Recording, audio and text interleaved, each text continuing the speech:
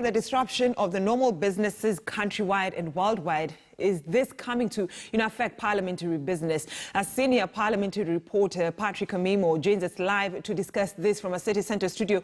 Patrick Amimo, good morning. So yesterday, Moremi Mwangi talked to us about members of parliament going through a vigorous test before they walked in parliament. So is this case of the coronavirus going to affect parliamentary business? That matter of the National Assembly taking basic hygiene seriously started being implemented last week, where we saw members of parliament come and use sanitizers which had been put at strategic places. And I expect this week, as they come from the break, probably more measures will be put in place, especially probably checking on their temperatures to ensure that there is at least we control the coronavirus. But as it were, the National Assembly, we will have at least about 2 or 3 committees from the National Assembly that will be sitting today. Matters touching on Kibos Sugar Factory and the closure of that particular factory, which has some issues with the special school that is nearby with regard to matters pollution. So this Committee on Environment will be sitting to look into this particular matter after the petition was filed by residents from Kisumu and that special school.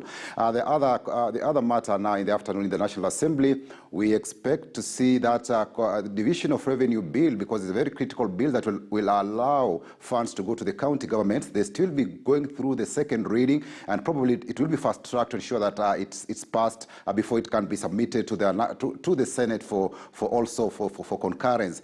County governments are also running. They need these particular funds as soon as possible.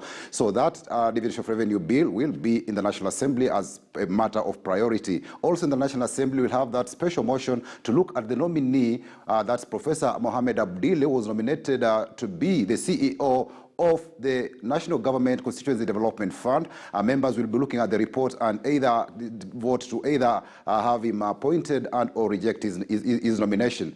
So that is the matter on the table in the National Assembly. The other crucial issue also in the National Assembly will be the Committee on Education will be seeking time to extend the time frame for the nomination of members to the Teachers Service Commission after the saga we had last week, where one of the nominees did not have education certificates and also had issues surrounding on her dual citizenship, and also very, very critical matters that she could not produce other certificates as regard to that commission. So members were wondering how she passed through the panel that did interview her before her name got into parliament. So members are at crossroads with regard to that particular nominee. That's why they are seeking extension for the Teachers Service Commission to get a nominee. And this particular nominee was supposed to represent northeastern Kenya. So it is still works, and it's still an agenda for the Committee on Education to look into this particular matter. The other aspect in the National Assembly also, today in the afternoon we'll have 2 sittings.